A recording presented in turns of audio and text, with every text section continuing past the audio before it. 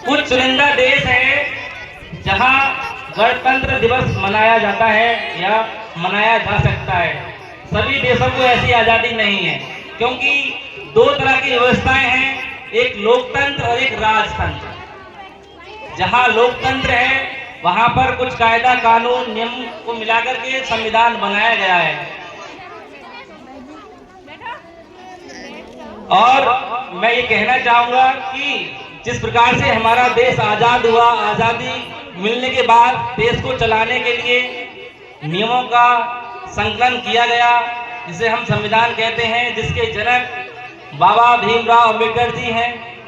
साथ ही साथ एक व्यक्ति हैं जिन्होंने इस संविधान को लिखने का कार्य किया था, और उन्होंने जब इस संविधान को इंग्लिश में लिखा था तो उनसे उनकी फीस के लिए बोला गया था कि बताइए कि आप इस कार्य को करने के लिए क्या मेहनताना लेंगे, क्या खर्चा लेंगे। तो उन्होंने बस इतना कहा था कि मुझे कोई भी खर्चा नहीं चाहिए, जब ये संविधान लिख करके तैयार हो जाए तो हर पन्ने पर मेरा नाम होना चाहिए। तो कभी भी आप और संविधान को इंग्लिश में लिखा हुआ पढ़ेंगे तो एक साहब हैं प्रेम बिहारी रायजादा नाम के, उनका हर पन्ने पर उनका नाम लिखा मिलेगा आपको। उन्होंने कोई फीस नहीं ली। और इस कार्यक्रम को थोड़ा सा आगे बढ़ाते हुए, वैसे तो मैं गणित का अध्यापक हूं और अपने गणित की जटिलताओं को थोड़ा कम करते हुए कुछ 4 लाइन किसी कवि की चुराता हूं और आपके सामने पेश करूंगा। उस कवि से प्रार्थना है, क्षमा चाहूंगा कि मैं आपकी कविता की 4 लाइनें चोरी कर रहा हूं और आपके सामने हास्य कवि बनने का एक छोटा सा प्रयास करूंगा। आशा है कि आपको अच्छा लगेगा और आपको पसंद भी आएगा। देखिए, अब जो समय स्टार्ट हो रहा है, आने वाले महीनों में शादियों की भरमार रहने वाली है। दावतें ही दावतें होंगी। किसी के यहाँ शादी है, कोई शादी में जाएगा तो हर तरफ शादियों का शोर रहेगा। एक बार ऐसा ही मेरे साथ हुआ। विद फैमिली के मुझे भी कहीं जाना पड़ा। मिलकर पति पत्नी बच्चे सब मिलकर हम तैयार हुए। तो उसी को लेकर के एक छोटी सी कविता है जो मैंने सुनी है आपको सुनाने के लिए। जैसा हम लोग जो आज की दावतों को देख रहे हैं, उनको कुछ लोग डोंगा सिस्टम भी बोलता है ना, डोंगा सिस्टम। इस सिस्टम से पहले हमारे यहाँ की जो पद्धति थी बहुत ही अति उत्तम पद्धति थी। सब लोग कहीं चादर पर, पट्टियों पर बैठते थे, 2-4 लोग उनको हमें मिलकर खिलाते थे, सावधानी से हम लोग खाते थे। लेकिन धीरे धीरे ये परंपरा अब लुप्त होती जा रही है और एक नई व्यवस्था लगभग हर जगह पर शुरू हो चुकी है। तो उसी के बारे में मैं आपको 4 पंक्ति हैं जो सुना रहा हूं। 1 मिनट कभी।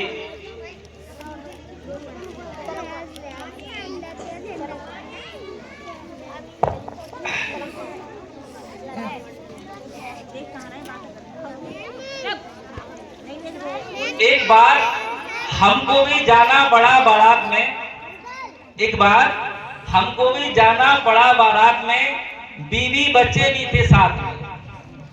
एक बार हमको भी जाना पड़ा बारात में, बीवी बच्चे भी थे साथ में। सभी के सभी बाहर से शोपीस, अंदर से रुके थे।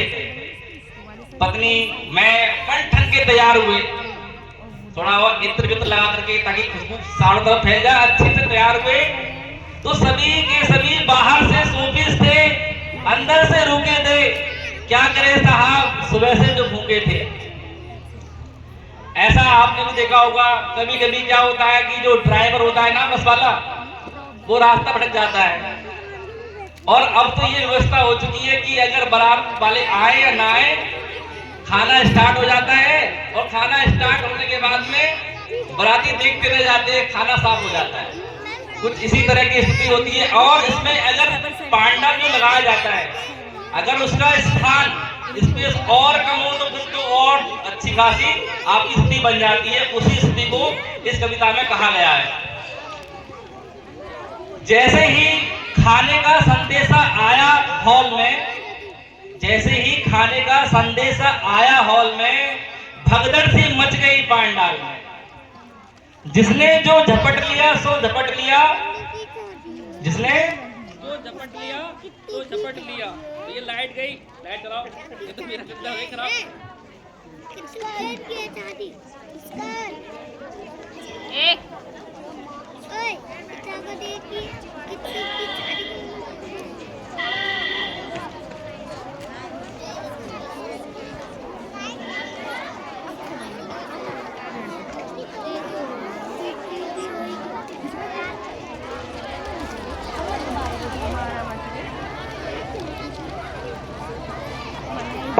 हेलो।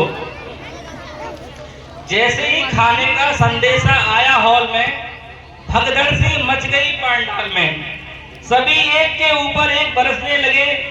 जिसने झपट लिया सो झपट लिया, बाकी खड़े खड़े तरसने लगे। अब बुरी दुर्दशा हो रही थी पांडाल में। मैंने सोचा कि क्यों ना साइड में खड़ा हो जाऊं, और मैंने भैया अपनी प्लेट को रखा और साइड में खड़ा हो गया। और फिर मैंने जो वहां पर ऑब्जर्व किया, जो देखा, उस 4 लाइनों को आगे कवि ने कहा है, उन्हीं की कॉपी कर रहा हूं और आपको सुना रहा हूं। एक आदमी हाथ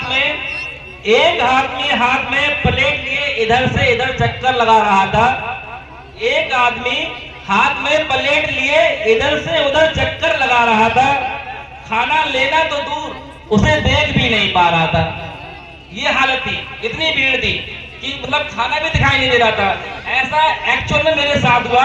अभी पीछे में एक शादी में गया था और मैं खाना खा रहा था, तो मेरी जो टांगे होती ना, उनके बीच में थोड़ा स्पेस था। मैंने देखा कि ये रेल कहां से जा रही है, तो छोटे छोटे बच्चे निकले जा रहे थे। अरे मैंने कहा चुप हो जाओ बच्चों, क्या कर रहे हैं ये? तो बोले सर हमें भी थोड़ा खाने दीजिए। मैंने कहा कोई बात नहीं, आप भी लीजिए, हम भी टीचर हैं और आपका सम्मान करेंगे, आप भी खाना खाएं। तो मैं बड़े आराम से अपने पैरों को फैलाए रहा और बच्चे निकलते रहे। इतनी सारी भीड़ थी। आगे सुनिए दूसरा व्यक्ति बारे में। दूसरा जो व्यक्ति था वो क्या कर रहा था? दूसरा अपनी प्लेट में चावल की तस्तरी झाड़ लाया था। जैसे आपने देखा होगा शादी में ना चावल रख दी जाती है मार्केटों में। उसने क्या किया कि बार बार कौन आए और पूरी तस्तरी को अपनी प्लेट में झाड़ लिया। दूसरा अपनी प्लेट में चावल की तस्तरी झाड़ लाया था, मगर उससे भी ज्यादा तो अपना कुर्ता फाड़ लाया था। बेचारे ने बड़े मन से कपड़ा सिलवाया होगा, लेकिन उसे क्या पता था कि दावत में हमारा कुर्ता भी फट जाएगा। तीसरी बेचारी एक महिला थी जो ताड़ के वृक्ष के समान खड़ी थी। उसकी आधी साड़ी तो पनीर में सनी थी। बेचारी उसे धो रही थी, पड़ोसिन की मांग के लाई थी, इसलिए रो रही थी। ऐसा आपने सुना होगा, देखा भी होगा कभी कि ना महिला को ज्यादा ओवर फैशन करने के लिए ना अपने पास 50 साड़ियां हो ना, और पड़ोसिन के पास कुछ और डिजाइन की साड़ी मिल जाए तो बस एक दिन के लिए दे दो, हमें शादी में जाना है। अपने पास 50 साड़ियां पड़ी हैं, लेकिन वो अच्छी लगती है, अगर नई डिजाइन आ जाए तो पहन लेती है। अब मांग के लाई थी, साड़ी खराब हो गई, धो रही थी। चौथा बेचारा गरीब था, लाचार था, इसलिए कपड़े उतार कर पहले से तैयार था। उसने देखा अगर मेरे भी कपड़े सके तो क्या होगा। पांचवा एक पहलवान था, अकेले ही सारे झटके झेल रहा था। भीड़ में घुसने से पहले दंड फेंक रहा था। कि भीड़ में घुसना है तो पहले थोड़ा मजबूत हो। छठे के बारे में सुनते हैं। छठा इन हरकतों से बेहद परेशान था, इसलिए उसका बीवी बच्चों से ध्यान ज्यादा खाने की प्लेट पर था। 8वें का तो मालिक ही रब था।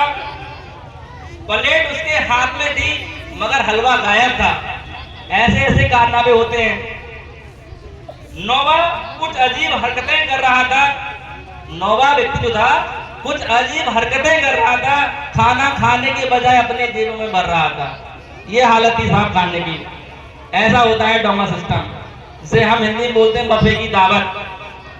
अब जो 10वां व्यक्ति मैंने देखा, उसको देख करके मुझे समाज की सच्चाई दिखाई दी। इस 10वें व्यक्ति के बारे में आप जरा ध्यान से सुनिए कि 10वां व्यक्ति कौन है। 10वां स्वयं लड़की का बाप था। 10वां स्वयं लड़की का बाप था, जिसके आधे प्राण कंठ में अड़े थे, जिसके आधे प्राण कंठ में अड़े थे। घराती सारे झीम रहे थे और बराती सड़कों पे खड़े थे। ये बड़ी दुर्दशा है आज के समय की। पहले के समय जो दावतें होती थी ना, मेहमानों को तो छोड़िए और घर वाले जब तक बाराती खा नहीं लेते थे, कहीं व्यवस्था में कोई भंगा ना बढ़ जाए, खाना कम ना पड़ जाए, तो घराती और जो मेहमान होते थे बेचारे सबसे लास्ट में खाते थे। आज बारातियों से मतलब नहीं है, पहले पेट पूजा होगी, बाद में काम पूजा होगा। तो ये बहुत, जो बेचारा लड़की का पिता था उसको चिंता थी कि जो घराती है वो सब खा रहे हैं, बाराती सारे खड़े हैं। देखते हुए हालात हमने अपनी पत्नी से बोला, देखते हुए हालात हमने अपनी पत्नी से बोला, डियर लॉर्ड चले सही सलामत। अब बताएं, जब खाना ना मिला हो, सुबह से भूखे हो, फिर पत्नी तो वैसे ही पति पे हावी रहती है, और ऐसा कोई है नहीं जिसकी पत्नी पति पे हावी नहीं रहती हो। 100 में से तो एक या दो व्यक्ति होंगे, ऐसा नहीं होता हो। फिर क्या था, इस बात पर पत्नी बिगड़ गई, इस बात पर पत्नी बिगड़ गई, बोली किस कमबख्त के पल्ले पड़ गई। इससे अच्छा तो किसी पहलवान से शादी रचाती तो कम से कम भूखी न मारी जाती, पर इस शादी से जाकर तो आज तक मैंने मन को कचोट रही हूँ। जिंदगी में पहली बार किसी दावत से बिना खाए लौट रही हूँ। जय हिंद, जय भारत। हमारे मंच संचालक साइंस के विद्वान सर जी उमेंद्र सर आए और अपने होस्ट की जिम्मेदारी को आगे बढ़ाएं, और जो भी कार्यक्रम में भी शेष रह गया है उसकी रूपरेखा को आगे बढ़ाएंगे। और हमारे सामने अभी उमेंद्र सर जल्दी ही उपस्थित होने वाले हैं। जब तक मैं आपको एक छोटी सी कहानी और सुना देता हूँ। मुझे कहानी सुनाने का बड़ा शौक है। वैसे मैं हिंदी का टीचर नहीं हूँ, टीचर तो मैथ का हूँ, लेकिन मुझे कहानियां सुनाना बड़ा अच्छा लगता है। किस्मत से पता नहीं कैसे मैं मतलब मैथ का टीचर बना दिया, मुझे हिंदी का टीचर होना चाहिए था।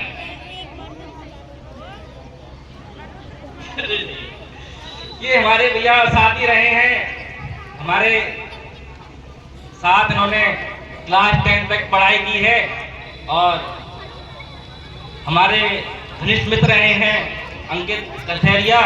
ये हमारी कविता पर और हमारे सर जो होस्ट कर रहे हैं इससे प्रसन्न होकर हमारे विद्यालय परिवार में 100 रुपए की पुरस्कार राशि दान कर रहे हैं। इनका बहुत बहुत धन्यवाद। ऐसे व्यक्ति जो हैं साहस बढ़ाते रहते हैं, लेकिन यहाँ कोई पुरस्कार राशि की हमें किसी से हमारा जोर नहीं है, ना ही हम कहते हैं कि हमारे यहाँ पर कोई आप पुरस्कार राशि दे, लेकिन अगर इनको लगा है तो इनका बहुत बहुत धन्यवाद। मन सर।